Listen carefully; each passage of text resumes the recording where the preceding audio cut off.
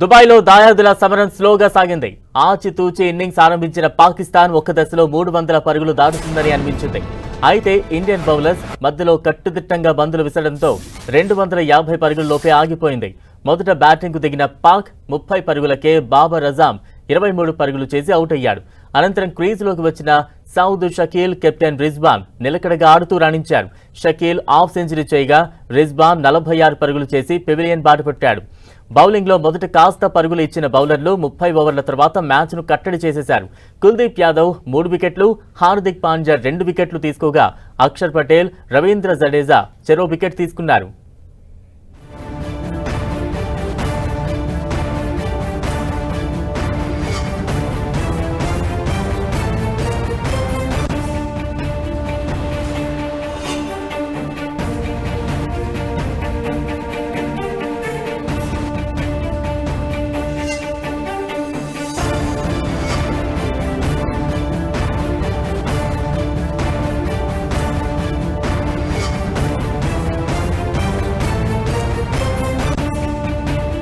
దుబాయ్లో దాయాదుల సమరం రసవత్రంగా సాగుతోంది. దానికి సంబంధించిన బ్రేకింగ్ న్యూస్ చూస్తూ ఉన్నాం.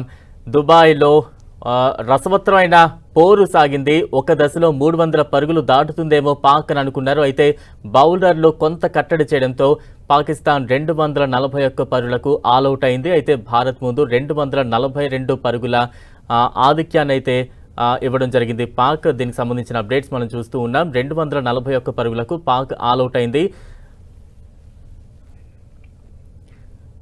రైట్, ఇక భారత్ ముందు అయితే 242 పరుగుల టార్గెట్ని పాకిస్తాన్ ఉంచింది. దానికి సంబంధించిన బ్రేకింగ్ న్యూస్ చూస్తూ ఉన్నాం.